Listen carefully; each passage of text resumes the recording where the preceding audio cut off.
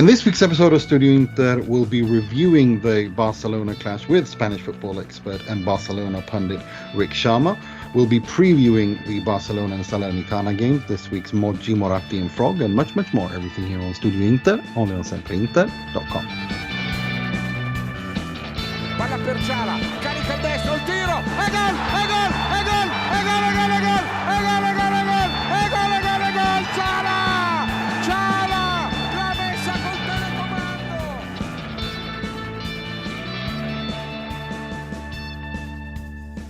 Benvenuti, bentornati to another edition of Studio Inter. My name's Nima Tavallo-Iruzzari, and I'm incredibly happy after 6 points that seemed really unlikely after the way how Inter have been playing going into last week. But before we get to all of that, let me introduce my panelists, starting with our man in Egypt. I suspect you're no longer the artist formerly known as Mr. Positivity, but you're beaming with positivity now, I suspect, Mr. Mohamed Nasser. Hey everyone. It's pretty wild that last week we scoffed at the fact that we might actually get 6 points, but we did it. The guys did it, so very, very, very excited to get onto this episode. And we're also joined by our good friend from all the way from the United States. He's the host of the Brothers of the World podcast, Mr. Michael McDuffie. Hey Nima, great to be back again. What better way to make a second appearance than to come back on and look at how wrong I was last week?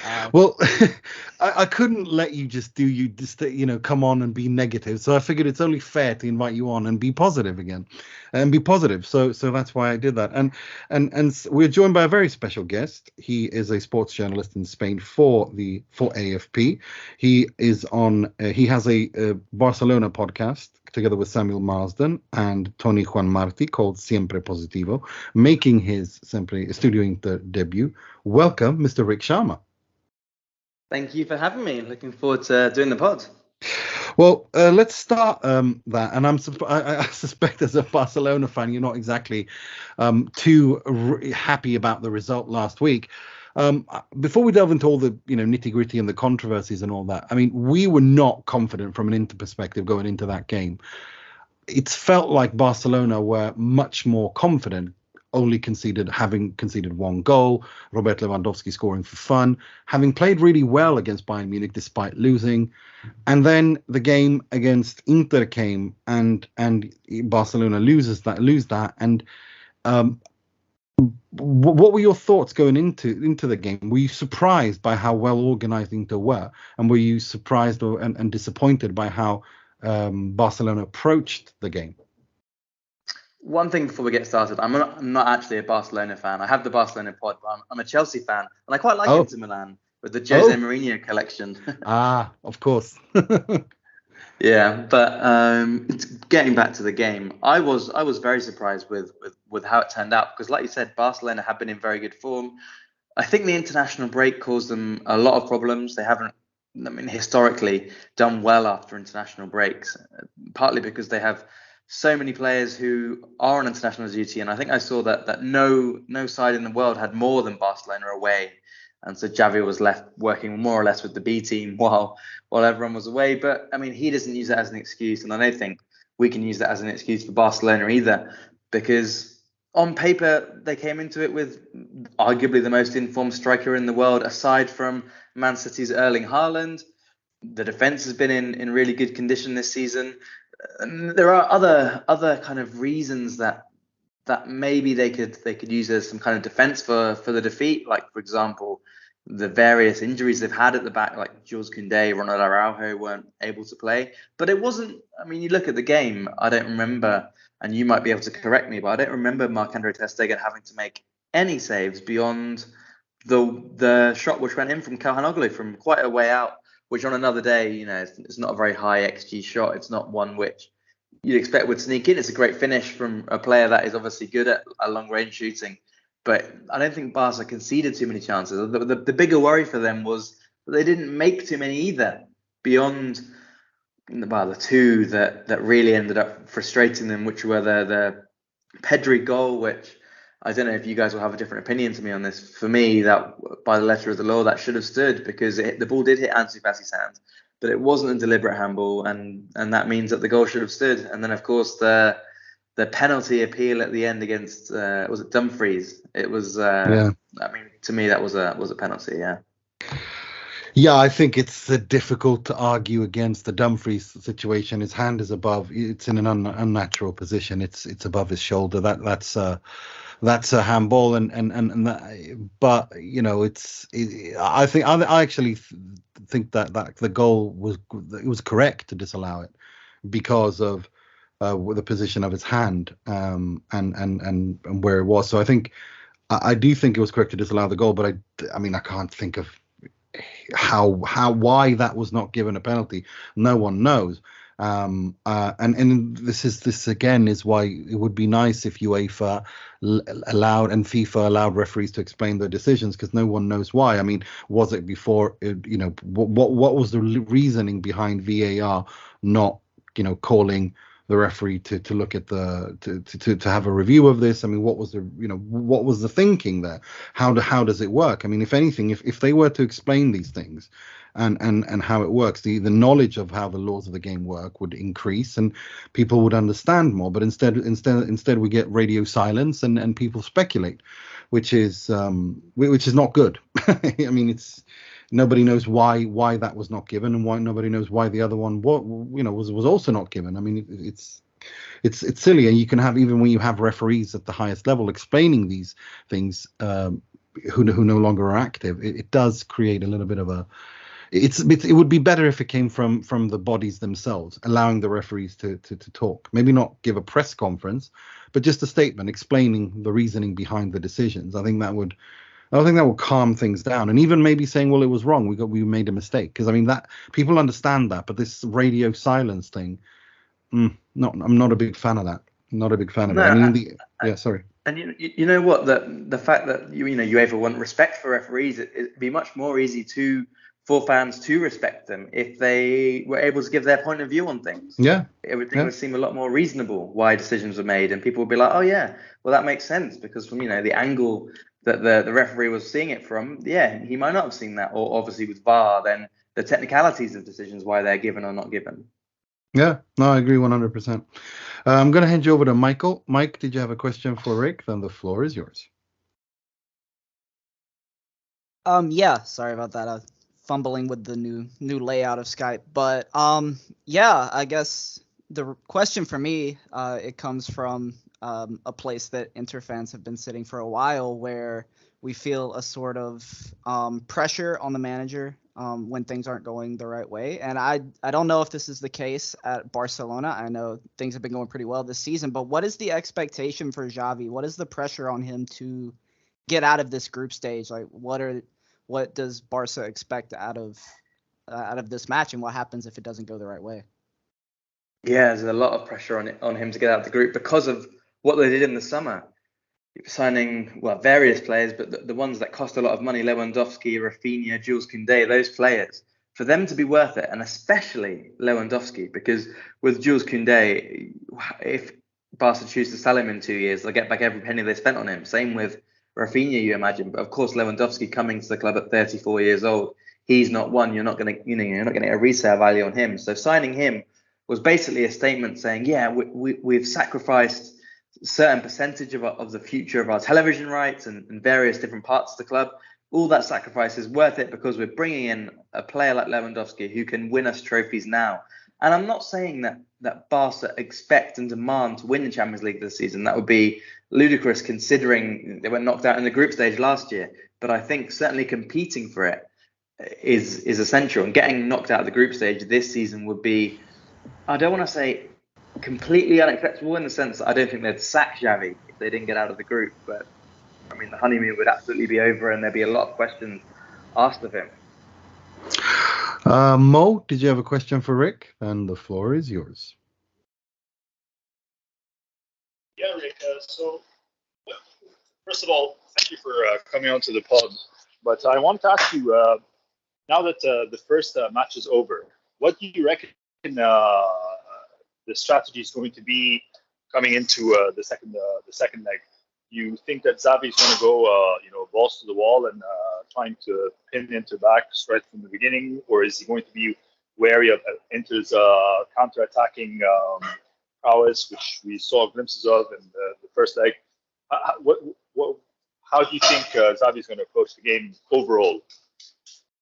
I think much more the former than the latter. I think what he will have taken from San Siro was that, certainly in his opinion, Barcelona were the better team and should have won the game based on the decisions that he disagreed with. So at home, he should expect to have an even bigger advantage with the Camp Nou, and it'll be a sold-out game, looking at mid-90s and thousands of fans turning up for it. There'll be a lot of pressure on the teams from the supporters in the game, and I think that Barca will be told to go out there and basically try and dominate from the start.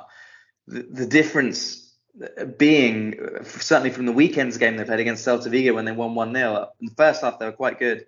And as Xavi said after the game, if we play like we did in the first half, we'll beat Inter. And if we play like we did in the second, there's absolutely no chance we will, because they were terrible in the second half. So what the key for Barca will be is to start the game with that kind of intensity and pressure, but not take their foot off the gas, because against Celta Vigo, they absolutely did that. And Celta, I mean, to be honest, they could have even won the game. They had lots of chances in the second half of the weekend.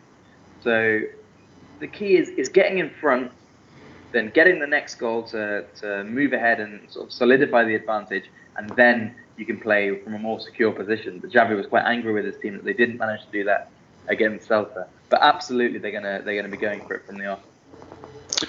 For sure. And speaking of XG, I mean, Barcelona didn't exactly create that much either. Their XG was not too high in the first leg because Inter defended really well.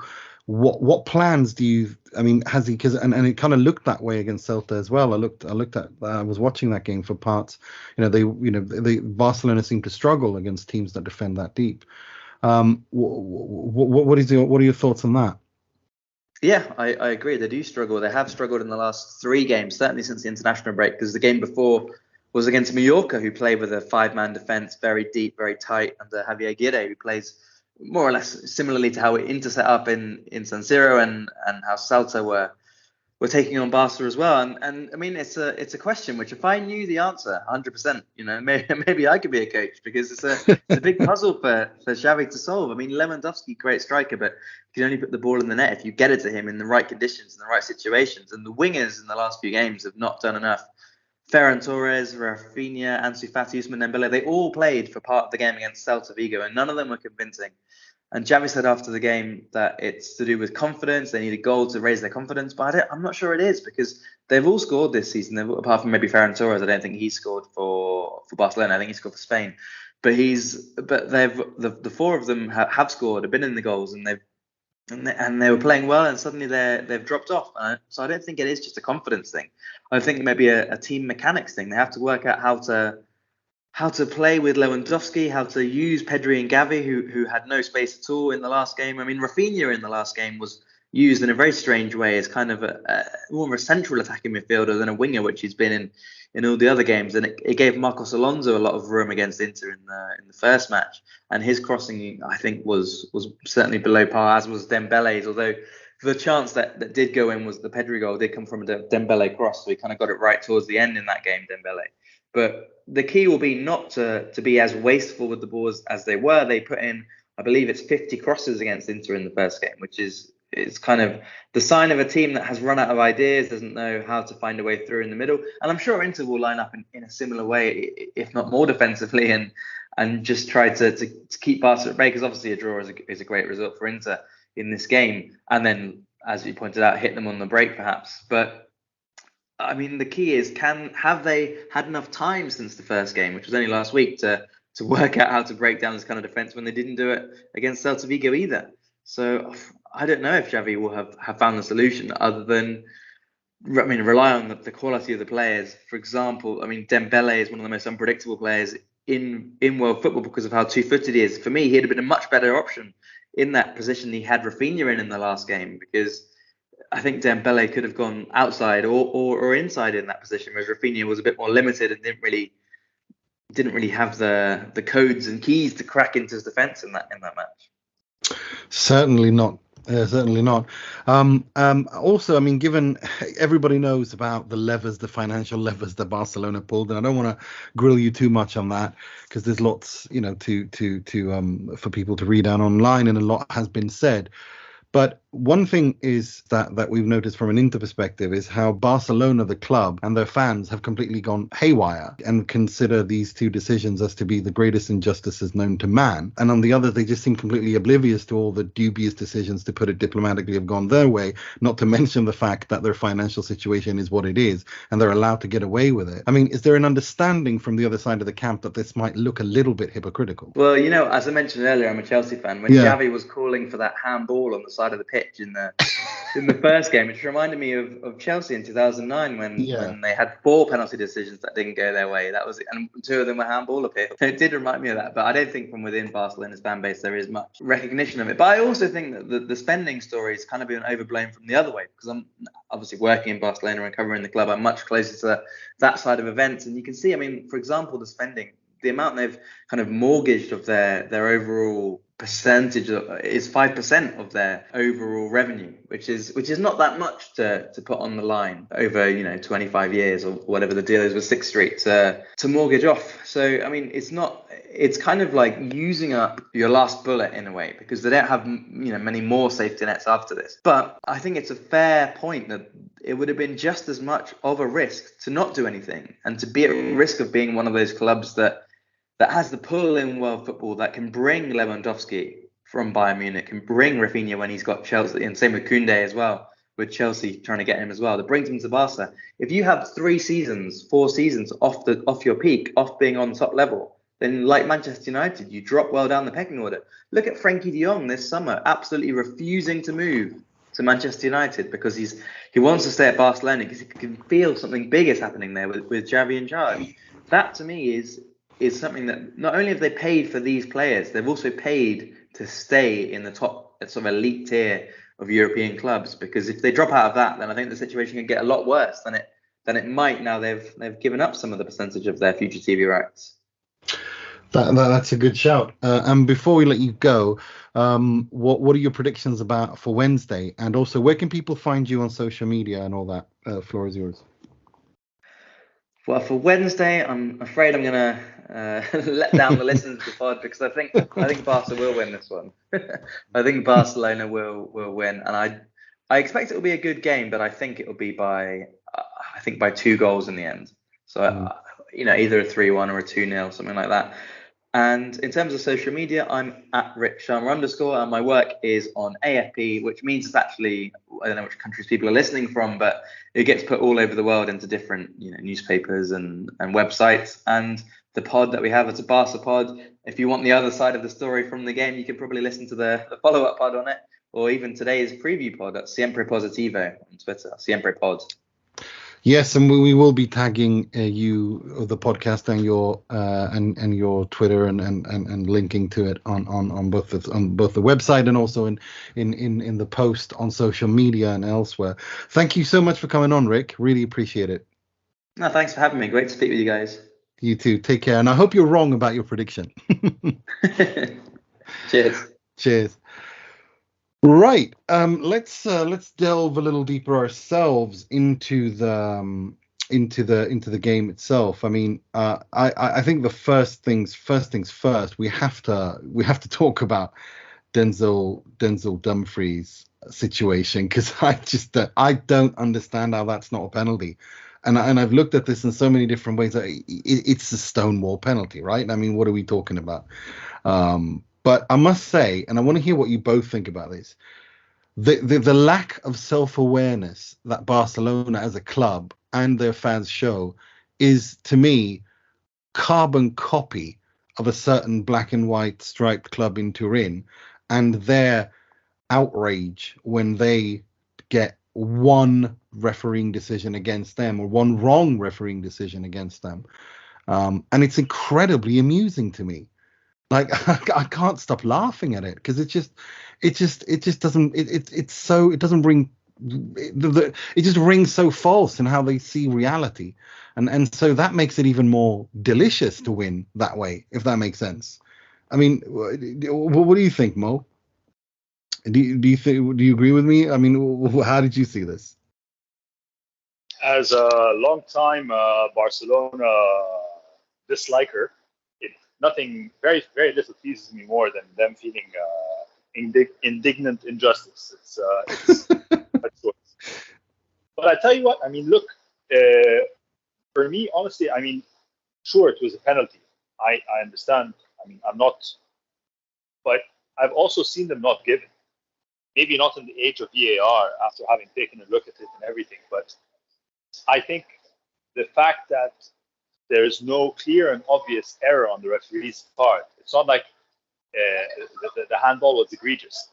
To the point where you affect the outcome of the game for clearly unintentional connection with the ball, and you can argue that the ball came off of I can't remember whose head. So there was no time to react, albeit that Dumfries' arm was in an unnatural position.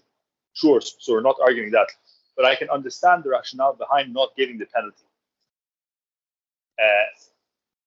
But still, I mean, it's a 70-30 thing, and watching them rise and get angry for me is pure joy. So, no, I think trying to be as objective as possible, which isn't easy when you're looking at Inter against Barca in the Champions League counter. I think on the balance of play, clearly Barca had better looking football, but you can't deny Inter the 3 points. I think the 3 points are undeniable, save for like the last 15-20 minutes of scrambles. Barca trying to get something out of the game. For me, I think we deserved the 3 points. That's where I stand. What about you, Mikey? I mean, what did you think of the outrage and the tears, and we've been scandalized and we've been robbed and all this nonsense that they were saying?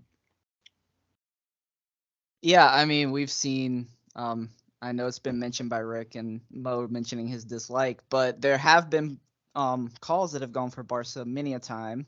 There's calls that go for every club at certain times. I think feeling aggrieved at the moment, that's fair. I wouldn't have been very happy if we were on the other side of that. So I get it in the moment, but for it to drag, and I mean, it's still dragging. And now if you're someone who, trolls around Twitter a little bit, Real Madrid fans have now started putting on Inter profiles and rooting for the other team here. And so it's just ridiculous. I think a lot of those clubs that have that level of repeated success do live in a bit of a vacuum. It's the same bubble that I think a lot of Premier League clubs live in. And they just need to realize that football's football. A lot of refs aren't as great as we see them. We see that quite a lot in Italy with some baffling calls, and it's just football and you got to move on. But when you're that big, I think everything feels like the end of the world. For me, I'm 41. I turned 41 this summer. Me and Mo are in the same age box.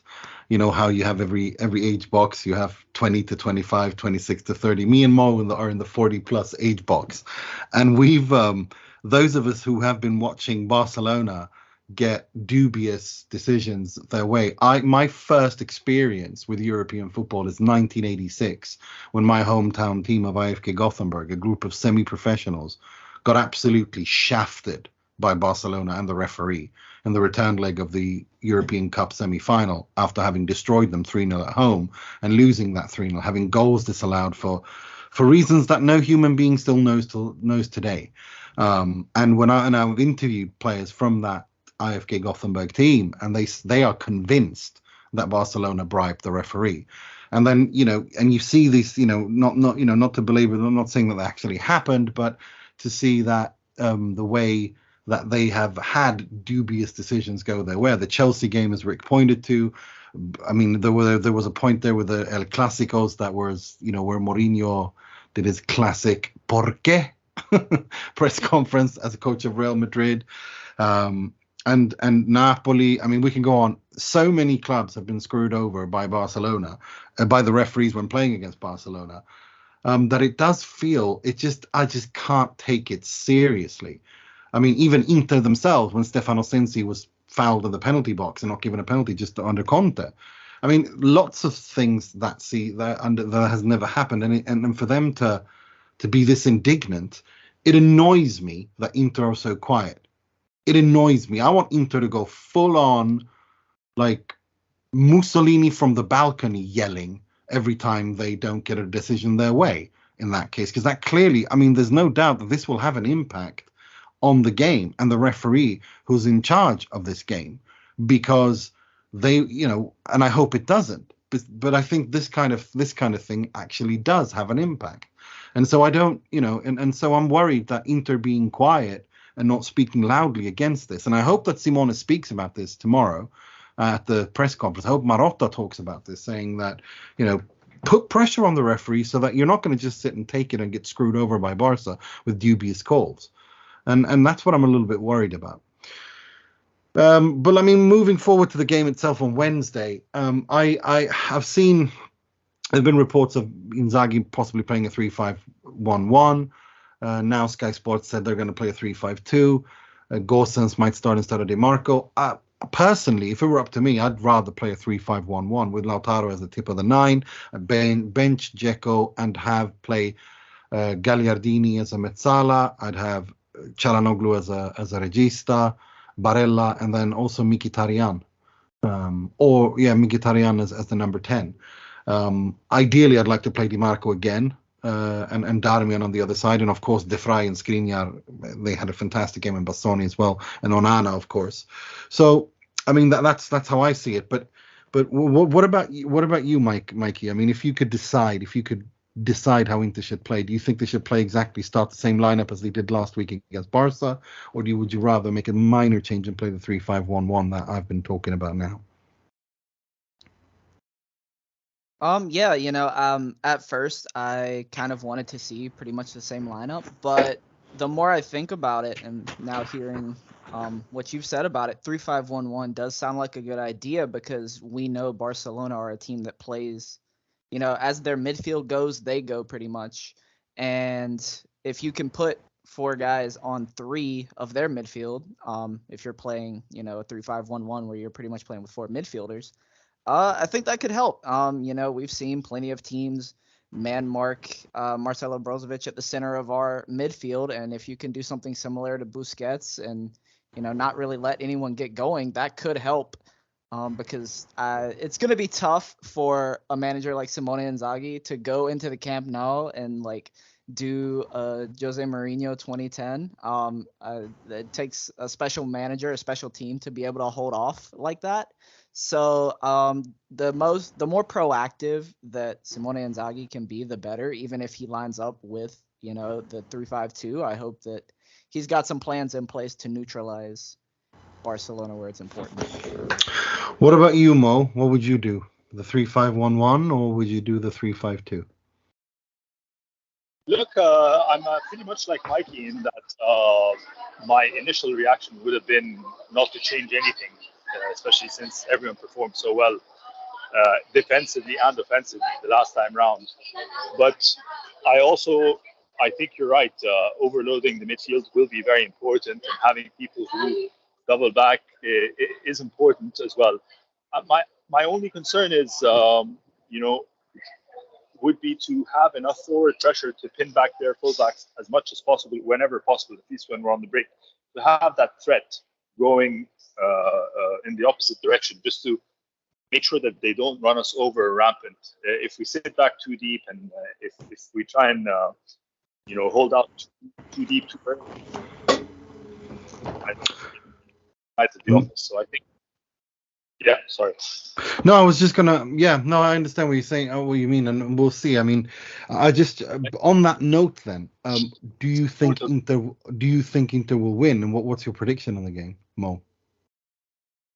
I honestly, last time I predicted that we would not did win, but this time around I think a draw would be far better than my wildest dreams. I think on the balance of the game, Inter managed to draw. Hope we do.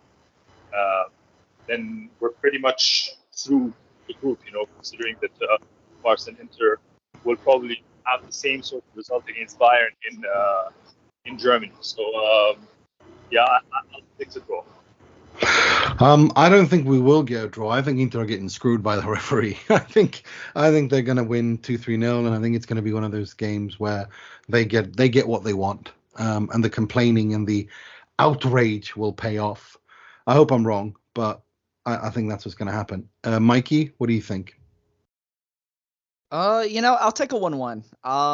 I think that if Inter can, keep the referee from being a factor, play a clean game. We know that this team, when it's a big match, play, even if they're in a bad state, they play at least up to the neighborhood of, their opponent. And Barcelona didn't look very great against Celta Vigo. I did actually tune into that. So, if everyone does their job, there's no blackouts. Gagliardini gets some protection if he starts. I don't see why Inter can't get at least a draw and get through, because this is house money at this point. I don't think we expected to be here where we have our foot on Barcelona's throat and all you have to do is finish it off.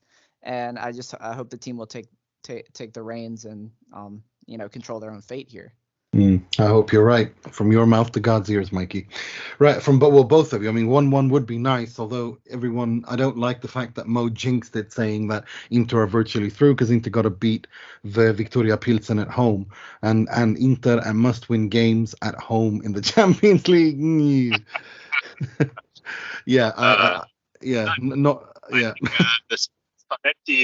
Spalletti Tottenham game. Yeah.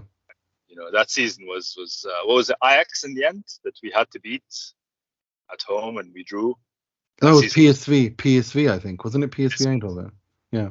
No, I can't remember. I can't remember. I'm not going to lie. I think that was Dumfries PSV, actually. Yeah, it was Dumfries, Lozano and Dumfries, yeah. Terrible. Yeah. Memories. Sweet memories. Let's move on. Just briefly touch a little bit about the Sassuolo game. And I got to say, I think we've seen something here. I want to hear what you both think about this. But Simone Inzaghi, it's quite clear that he realizes that he needs to build from the back. I mean, that's nothing new and revolutionary. That's something that all football managers do. When things aren't going well, they return to some sort of back to basics and they build from the back. What we saw against Sassuolo is, I think, a little bit more than that. It's the fact that he's realized that, okay, last season I played very beautiful attacking, passing football. We didn't win the league, even though we probably should have.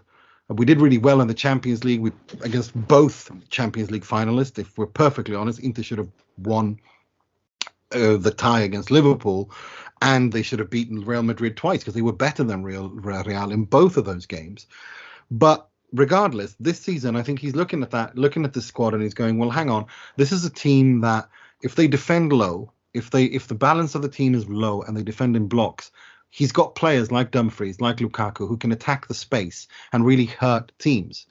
And I think that's what we saw against Sassuolo. 48% ball possession, deeper attack and counter-attacking with the Denzel Dumfries, who actually looked really good in that game. I think he was one of the best players, Inter's best players in that game. And we know that he can't dribble his man to save his life, but what he can do is sprint past his man when he's got space to attack into.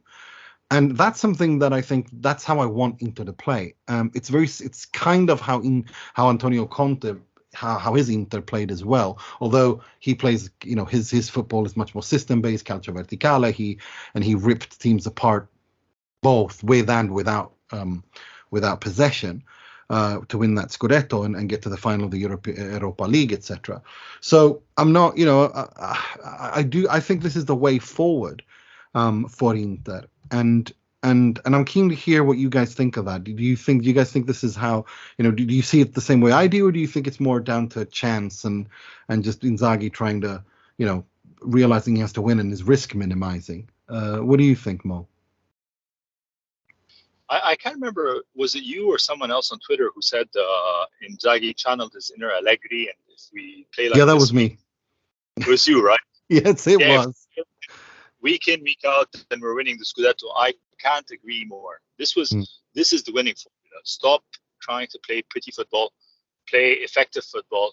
Pretty's going to come sooner or later. Pretty's going to come against weaker opposition. Pretty's going to come when the team when morale is high, when the players gel together, when the season moves on, when you're set on a starting 11.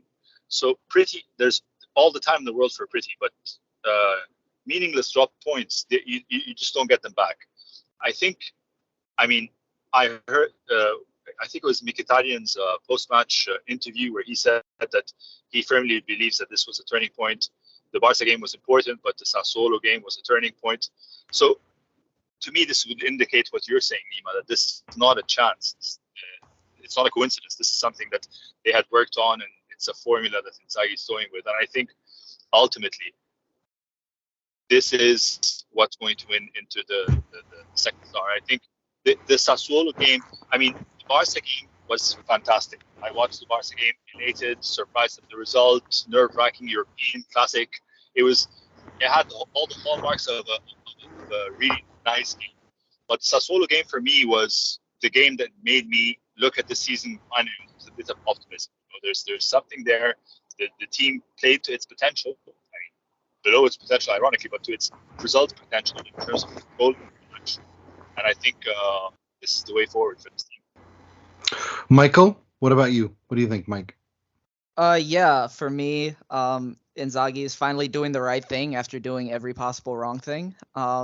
He's learned by negative reinforcement here, and he's gotten to where this team thrives. It still has the skeleton of a lot of Conte's Inter.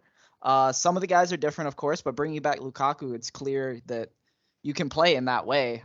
He hasn't been fit yet, but I think that's something we're going to see soon. And when we see that, we're going to see this deeper team.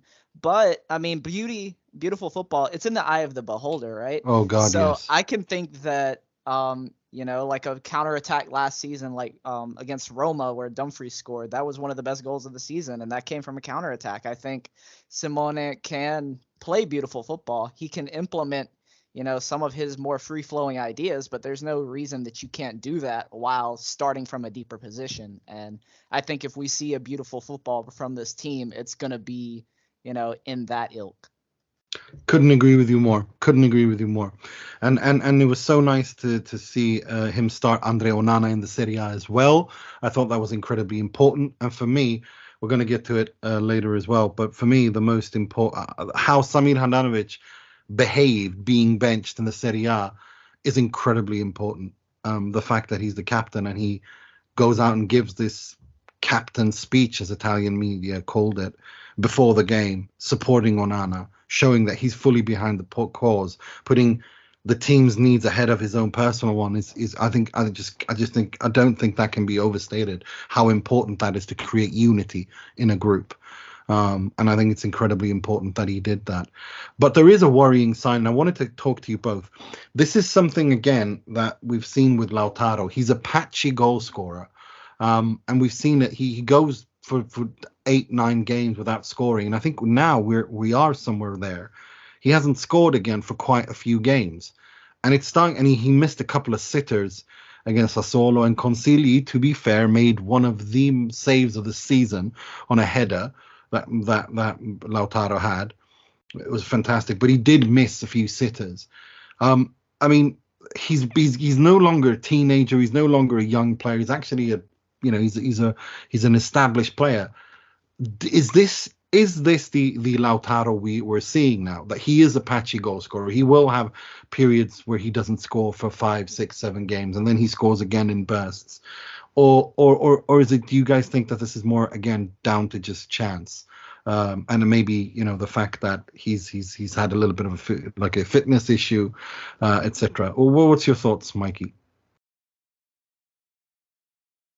Yeah, with Lautaro, to me, it's tough because football has gotten younger. I don't think we can deny that. The shift to players getting to this extremely high level at a younger age is what every sporting director, every manager, every fan wants.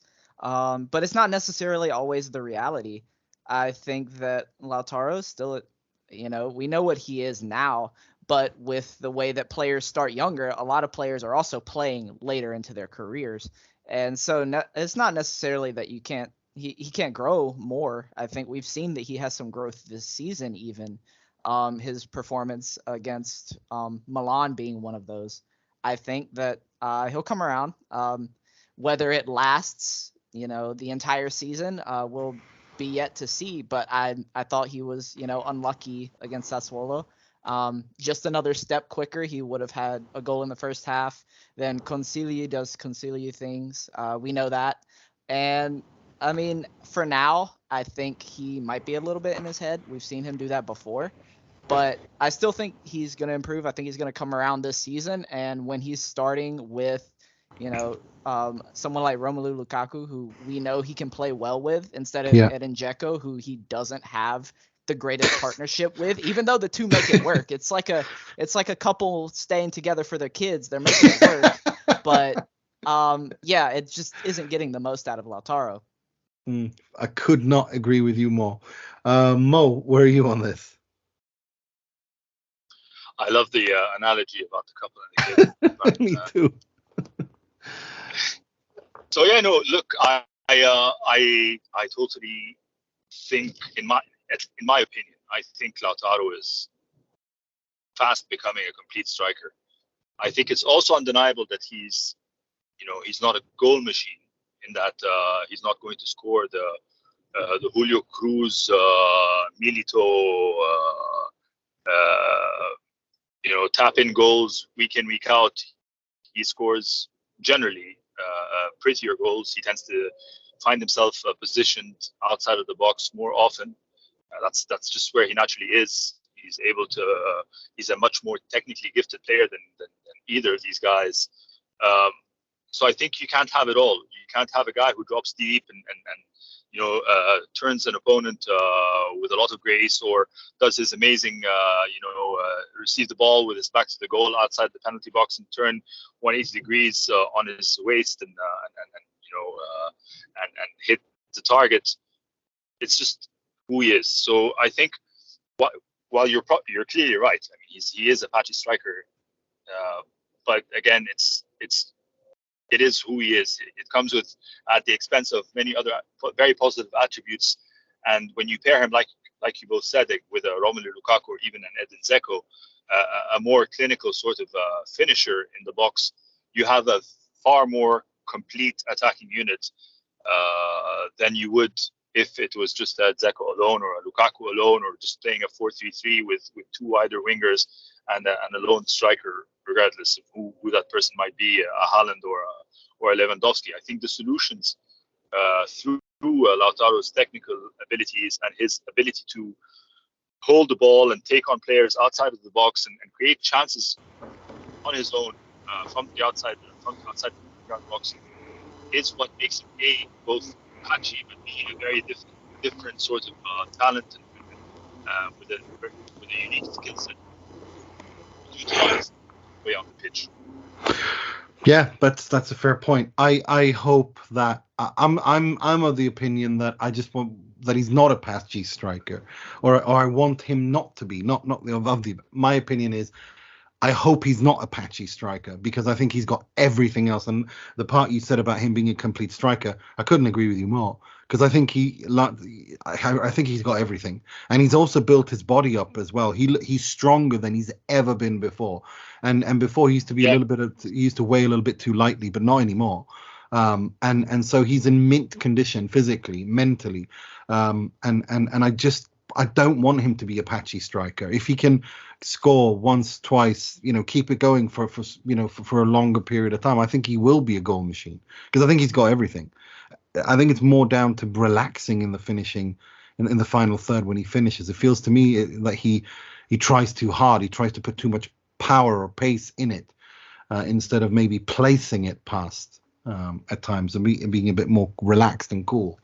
Which I mean, for example, you see players like Lewandowski. You see the reason why I think he's a machine is because he places everything. He knows where the goals come from, and he knows how to move, and he puts himself in good positions. I think Lautaro does that, but it's in the finishing phase where Lewandowski knows exactly how to finish and how to use his body to finish, where I feel that Lautaro is still lacking a little bit.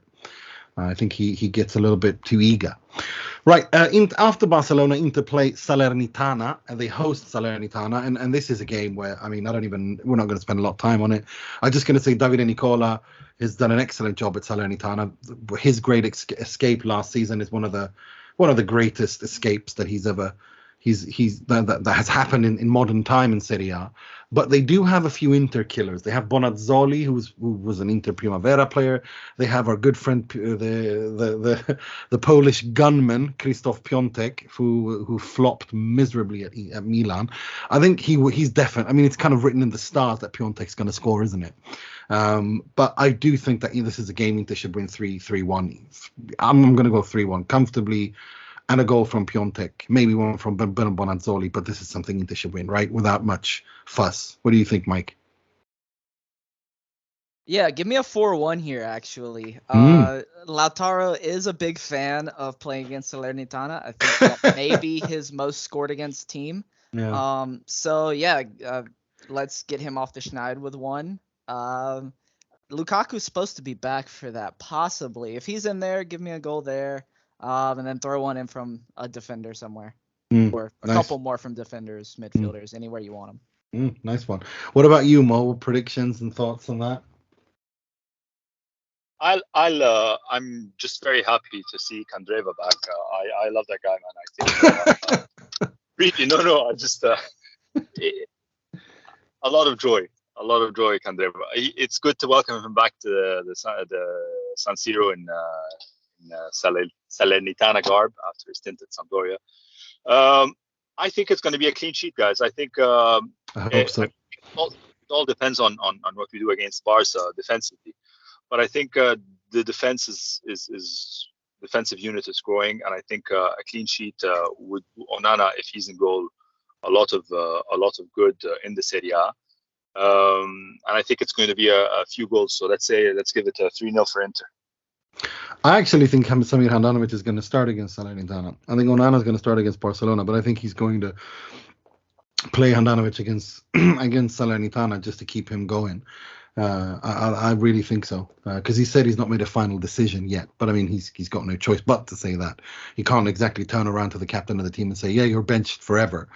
But I wouldn't be surprised if Samir Handanovic starts against Salernitana, and to be fair, I'm okay with that, because after that, then we have a week. We're not playing midweek, and it's Fiorentina away, and I think and Fiorentina away, Victoria Pilsen at home, and Sampdoria at home. After that, but let's not dwell too much on that, and let's move on to the part of the show where we pay tribute, rip the piss out of, and criticize someone or something heavily in the world of football. Starting with the positivity, this week's Moratti, which we presented by Mr. Mohamed Nassat. He works a lot, he's intelligent, and he surprises people sometimes with his ideas. Not easy to find one person of this qualities. Yeah, so after a few weeks of really slim pickings, we're finally blessed with a week of a lot of things to choose from, whether it's the VAR against Barca, if it's Marco's performance against Barcelona, the team spirit against Sassuolo. But I think it's something that you raised earlier, Nima. It's got to be Handanovic and his grace in conceding the starting spot to Onana. And whether it's a permanent thing like I might believe, or whether it's going to be a slow introduction like you think, either way, this is real captain metal, being shown. As one of Handanovic's biggest critics, even before his clear decline, I have to concede when he's being worthy of this extremely valuable accolade. So no, couldn't agree more. Couldn't have said it better myself. I agree 100%. I mean, I think that to me creates unity, and that shows to me that when a player is willing to do that for the team, it shows to me leadership, and also that he's backing his manager for making that decision. And I think that's brilliant to see. Right, let's move on to something much more positive, or something much more comical. This week's Frog, which we presented by Mr. Michael McDuffie. È clamoroso, autogol di Ranocchia. There was a fun one that I kind of picked up on this week. It was a little later in the week. It was after the match against Barcelona, but I saw that Robert Lewandowski slipped on the infamous in San Siro steps. What is wrong with it? Was somebody fix that? Everybody falls over on that. I think we're up to 3. We're up to 3 victims in the past. I'd say 10 months. They've got a good rate going on there, because I think it was Carboni may have also slipped. Yeah. It's many people. I've seen 4. I can't remember all 4 now, but it literally is on the same spot as well. Like someone's gonna break their neck or something. I mean, fix it for goodness sakes. It's weird. Yeah. I enjoy it though. You know what? I'm waiting for the next victim. I need to start a betting pool on who it's gonna be next. Ooh, that's a good one. I think it's gonna be Lukaku. I don't know why. I just feel it's going to be Lukaku who slips on it. Really? I wouldn't want that, because he may be out another Well, month. that's what I'm thinking. He's going to injure himself again by falling over. I hope not. But no, I mean, I hope someone like Beppe Marotta doesn't use those stairs, because he could actually, older people falling over. It's not a good idea. Right. Yeah. Oh, yeah. Sorry, go. Oh, no, I was just going to say, I think most of the management steers clear of that area. They kind of, they have their set in the stands. So I think they're spared. But anyone who's on the playing field, any coaches, managers, their referees, even, they're all fair game. Yeah, Inzaghi fell spectacularly on that patch, didn't he? That was brilliant. Right, let's move on to something much more negative. This week's Moggi, which I will be presenting myself.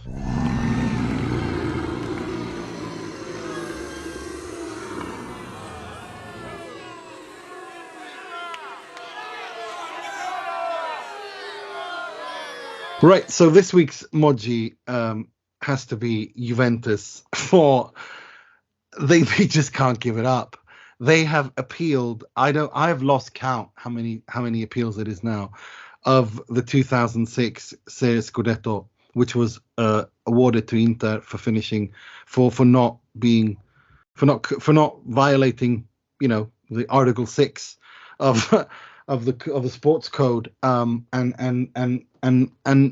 being awarded the Serie A title. But yeah, Juventus have lodged another appeal. I think it's with a local court in Rome. I have no idea what it is they're appealing, but apparently there doesn't seem to be a final instance for the legal gymnastics that the Bianconeri seem to want to use in order to get that Serie A title away from Inter and have it awarded to nobody, at least at the very least, which is what the end game here is. But I don't think it's going to happen. It's been it's 2022 now. It's been 16 years. No one for a court to remove it after 16 years would open up an entire new can of worms, and I just don't think it would happen. But then again, it is Italy, so everything's possible. But yeah, Moggi himself was the reason why Juventus were stripped of two Scudetto titles, and the fact that they just can't give that up. And I mean, in this day and age where job security is not, isn't something you come across very often, I think I wish everyone had the job security of a Juventus lawyer, because that of the law firm that handles Juventus complaints when it comes to the Calciopoli process, because you're going to be employed until the end of time, because they're never going to give that up. For sure. Right. That's all we had time for this week. I'd like to thank you again, Mikey, for coming on. Oh, yeah. Thank you so much for having me back on. It's been great to be on a more positive episode this week. Mo, also, it's been great talking to you. It was great with our guest, Rik, as well. Mo, Mr. Mohamed Nasser? Yeah, like Mikey said, it's good to finally inject some positivity in the Intersphere, and great episode. Thank you guys very much. I'd like to thank also Mr. Rik Sharma. We'll be tagging both Mikey's podcast and Rik's podcast, and his social media handles in the post on, well, everywhere pretty much where we post it. And until next week, I'm your host Nimatale Ruzzari, wishing you a good week, 6 points, and sempre e solo Forza Inter.